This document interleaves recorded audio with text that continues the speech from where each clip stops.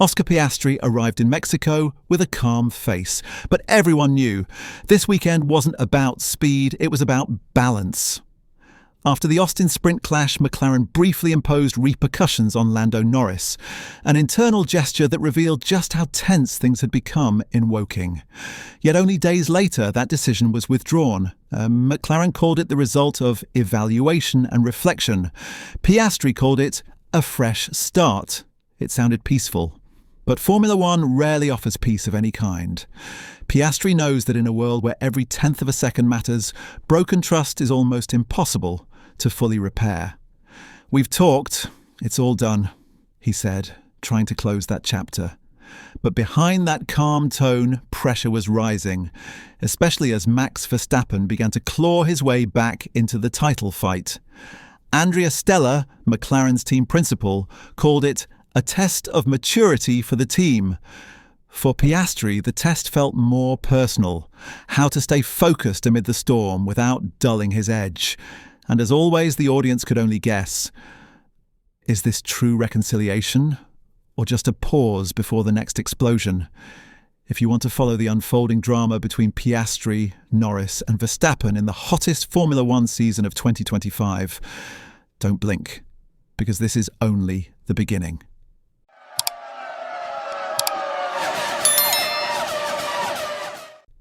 In Woking, rewriting the script is second nature. Last year, McLaren became the fastest comeback story in modern F1, from midfield outsiders to genuine title contenders. But 2025 is different. Now they have two drivers equally fast, equally hungry, and equally convinced that they deserve to win. The Austin Sprint incident changed everything. Two papaya orange cars tangled in a narrow corner. Piastri out, Norris continued, but missed the podium. Silence filled the garage. No shouting, no accusations, just a silence heavier than words. Hours later, McLaren announced repercussions for Norris. No one knew what form they took, but the message was clear.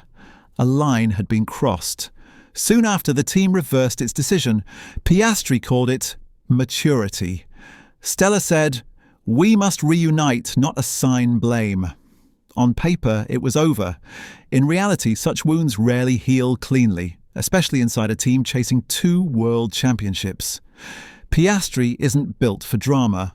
Since his debut, he's been calm, analytical, almost machine-like behind the wheel.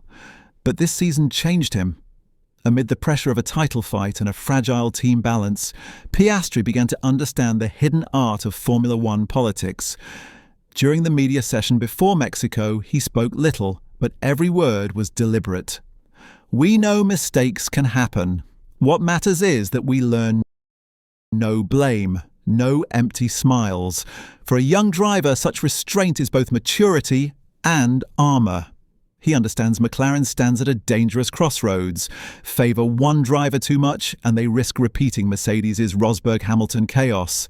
Stay too neutral, and both could destroy each other. So Piastri plays it carefully, keeping his pace on track while quietly signalling that he won't be the casualty of internal politics. "My focus isn't who my teammate is, but how I maximise every lap." Cliché maybe, but in McLaren's current context, that's a sharp political statement. While McLaren patches its internal wounds, Red Bull moves quietly. Max Verstappen, after losing momentum mid-season, has rediscovered frightening speed. Piastri admitted surprise. "We thought our advantage would last longer, but Red Bull developed faster than we expected," he told Motorsport Week. Verstappen's resurgence adds another layer of pressure. It's no longer just about harmony with Norris. It's about holding off the reigning champion.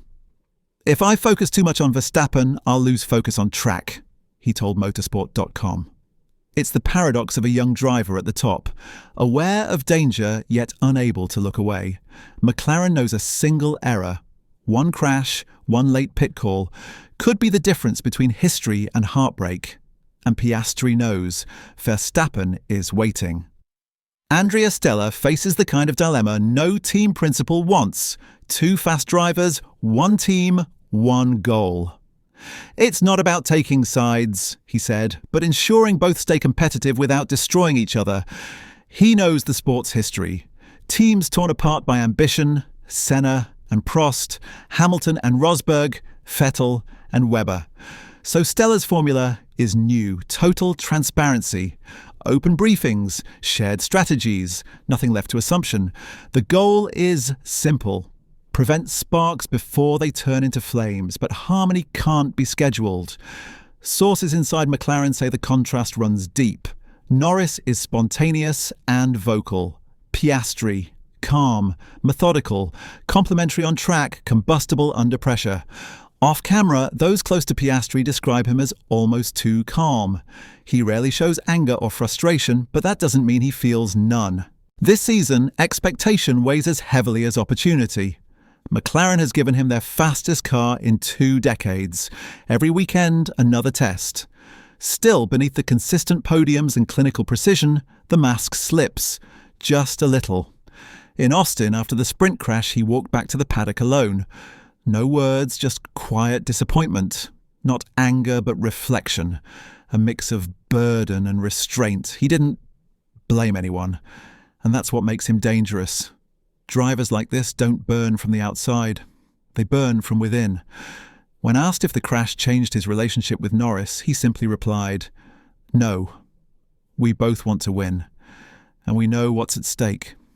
Piastri and Norris have long been friends, laughing in the paddock, joking online, the smiling faces of McLaren's new era. But friendships in F1 often last only until the results board appears. In Mexico, the mood feels different. They pose together again, but the body language has changed. Not tense, just cautious. The warmth that once felt effortless now feels measured. To the team, it's a small thing. To observers, it's a warning. McLaren may be entering its most fragile phase yet. Formula One always walks a fine line between professionalism and rivalry. McLaren needs 2 elite drivers to fight Red Bull, but only one can be world champion. Piastri seems to understand that sooner than most. If there comes a moment when we have to push each other, I'm sure we're mature enough to handle it. History suggests otherwise. Lines like that are usually spoken moments before everything explodes. The Mexican Grand Prix will test McLaren's limits. A high downforce circuit, extreme heat. Every call, every lap could decide everything. Red Bull arrives confident. McLaren arrives determined to prove their internal drama hasn't dulled their edge. For Piastri, this isn't just another race, it's a statement.